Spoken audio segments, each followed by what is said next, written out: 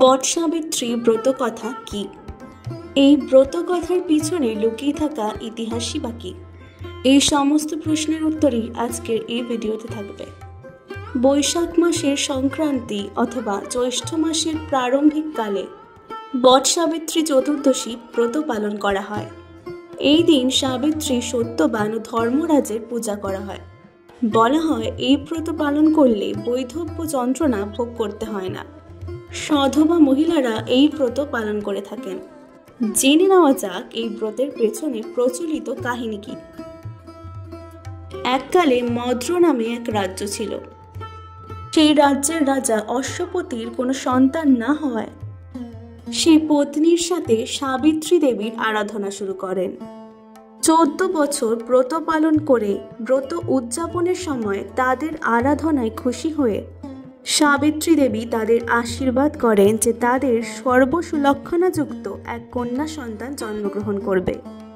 কালের নিয়মে রানী মালবী এক অতীব সুন্দরী কন্যা সন্তান প্রসব করেন। দেবী সাবিত্রীর নামানুসারে তার মেয়ের নাম রাখেন সাবিত্রী। দেখতে দেখতে সাবিত্রী বড় হয়ে বিবাহযোগ্যা হয়ে ওঠেন। একদিন সাবিত্রী তার সখীদের সঙ্গে ঘুরতে ঘুরতে শাল্য দেশের রাজ্যচ্যুত রাজা দুম্মত সেনের আশ্রমে এসে হাজির হন। সেখানে রাজার পুত্র সত্যবানকে দেখে মনে মনে তাকে বর হিসেবে প্রার্থনা করেন সাবিত্রী। এই সময় যখন মহামুনি নারদ অশ্বপতির সঙ্গে দেখা করতে আসেন, তখন রাজা নারদ মুনির সামনে তার কন্যাকে জিজ্ঞাসা করেন যে তার কোনো পাত্র পছন্দ করা আছে কিনা আগের থেকে। উত্তরে সাবিত্রী সত্যবানের কথা জানান। অশ্বপতি তখন নারদ মুনিকে সত্যবানের বিষয়ে জিজ্ঞাসা করতে নারদ মুনি জানান যে তিনি রাজা দুম্মত সেনের পুত্র। দুম্মত সেন তখন রাজ্য ছাড়া এবং তারা পতি-পত্নী দুজনেই অন্ধ। আর সবচেয়ে বড় কথা, তাদের পুত্র সত্যবান তার বিয়ের ঠিক 1 বছরের মাথায় মৃত্যুবরণ করবেন। এই কথা শুনে অশ্বপতি সত্যবান এর সঙ্গে নিজের কন্যা সাবিত্রীর বিবাহ দিতে রাজি না হলেও সত্যবতী সত্যবানকেই বিবাহ করবে বলে মনস্থির করেন। অগত্যা রাজা অশ্বপতি ভালো দিন দেখে সত্যবানের সাথে সাবিত্রীর বিয়ে দেন।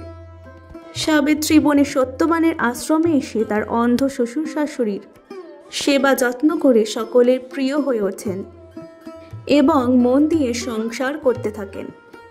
কিন্তু নারদ মুনির ভবিষ্যৎবাণী তাকে মনে মনে বিচলিত করতে থাকে। যখন তাদের বিয়ের 1 বছর পূর্ণ হতে আর মাত্র 3 দিন বাকি, তখন সাবিত্রী 3 দিন উপবাস থেকে ব্রত পালনের ইচ্ছে প্রকাশ করেন। শ্বশুর শাশুড়ির অনুমতি নিয়ে তিনি বনের মধ্যে যান এবং সত্যবানও তার সাথেই বনের মধ্যে প্রবেশ করেন। এরপর সত্যবান ফল ও কাঠ সংগ্রহ করার জন্য বনের আরও গভীরে প্রবেশ করেন। আর তারপরে সন্ধে নামলে সত্যবান ক্লান্তি ও মাথা ব্যথার কারণে অসুস্থ হয়ে সাবিত্রীর কোলে মাথা রেখে ঘুমিয়ে পড়েন।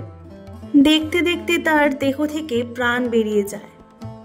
সেই দিন কৃষ্ণ চতুর্দশী থাকায় ঘন অন্ধকারে স্বামীর মরদেহ নিয়ে সাবিত্রী মাতা সাবিত্রী দেবীর নাম জপ করতে থাকেন।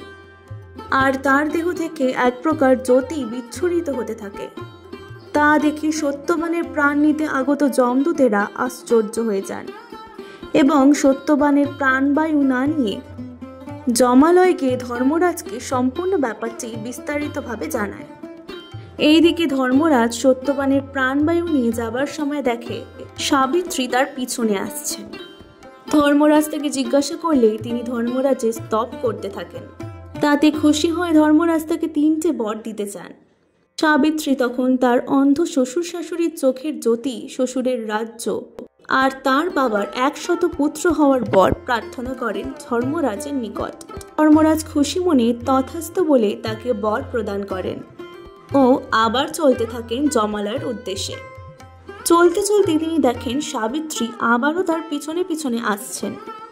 কারণ জিজ্ঞাসা করলে আবার তিনি ধর্মরাজের নাম জপ করতে থাকেন। আবার খুশি হয়ে ধর্মরাজ সাবিত্রীকে বর দিতে চান। সাবিত্রী তখন বলেন, আমার এই বর দিন যে সত্যবানের ঔরসে আমার গর্ভে যেন 100 পুত্রের জন্ম হয়। ধর্মরাজ তথাস্তু বলে চলে গেলে আবার তার পিছনে সাবিত্রীকে দেখতে পান।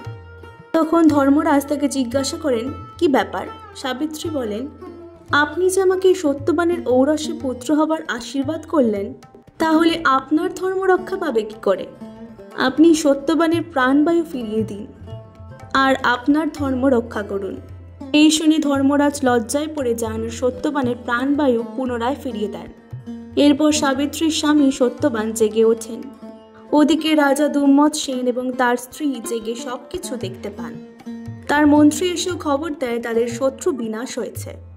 রাজা রাজ্য ফিরে পায়। এইভাবে সাবিত্রী এই ব্রতের মাধ্যমে সবকিছু ফিরে পায় আবারও।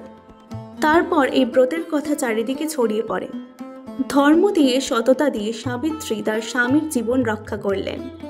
মৃত স্বামীর পুনর্বার প্রাণ ফিরিয়ে আনতে সক্ষম হলেন। স্বামীর প্রতি প্রগাঢ় ভালোবাসা তাকে অমর করে রেখেছে সতী নারী হিসেবে। পতিপরায়ণ সতী নারীকে তাই লোকে এখনো বলে সতী সাবিত্রী। বন্ধুরা, আজকের ভিডিওটি ভালো লাগলে অবশ্যই পুরাণ গল্পকথা চ্যানেলটিকে সাবস্ক্রাইব করে দেবেন।